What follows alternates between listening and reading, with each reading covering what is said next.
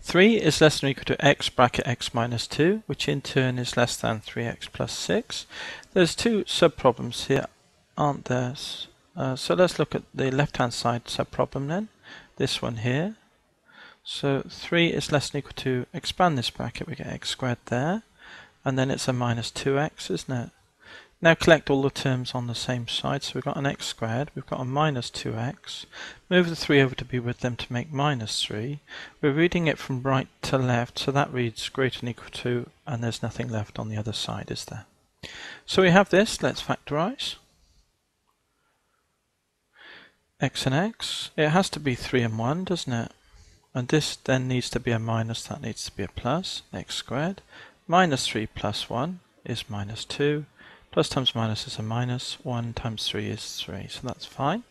So we've got a quadratic, it's a U-shaped curve. The roots are at 3 and minus 1, say.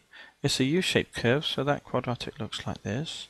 So in effect this is saying, when is this quadratic greater than or equal to 0? Well, it's greater than or equal to 0 here, in this area here, when x is bigger than or equal to 3, and it's greater than this curve is above the axis, above or equal to 0 on this side here as well, when x is up to and including minus 1.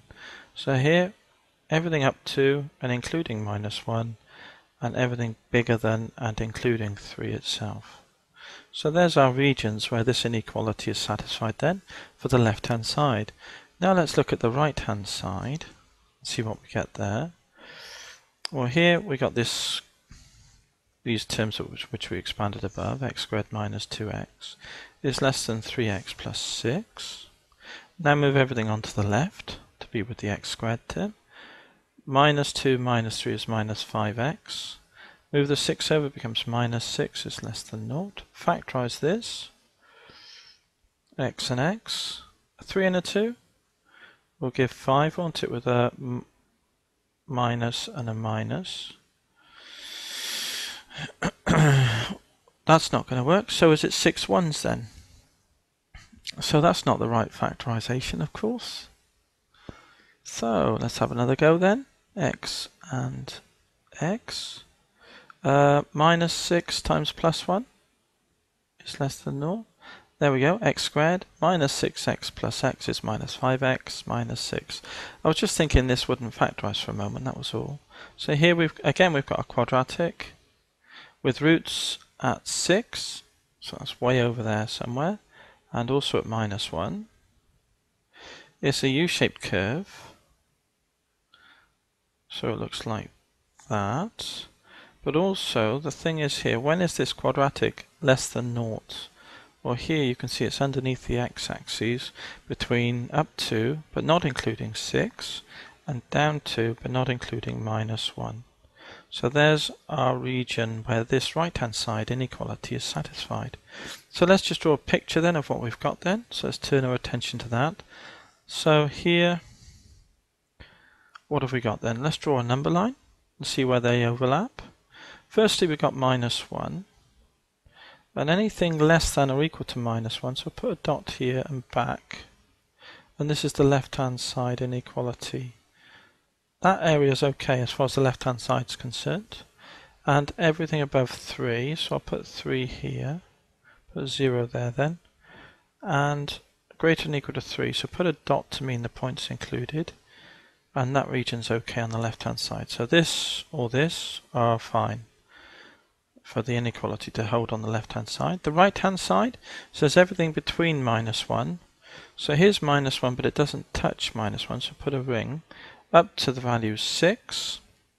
And it doesn't touch 6, so again I'll put a ring. And everything between there and there is fine. So now what we can do, this is the right-hand side inequality.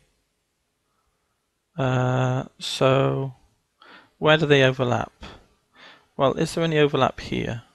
Well, that's a hollow ring, and that's a dot. So there's no overlap at all, is there? But over here there is a definite overlap. 3 is included. So I'll mark that off, because in our mind's eye we bring these lines over each other and see if there's an overlap. There wasn't one, even though the lines join, there's absolutely no overlap here on this side, but there is an overlap here. and the overlap is from 3. So what I'm going to do is I'm going to draw a separate little picture for that. So the overlap that we've created is here up to here. This was 6, this was 3, and x. So x can be anything between these values. This was a ring, so it goes up to but doesn't touch 6. It goes down to and touches 3. So 3 is less than or equal to x is less than 6 is our what we've observed from the sketches as the solution to the inequality problem. X lies between is greater than or equal to 3 and x is less than 6.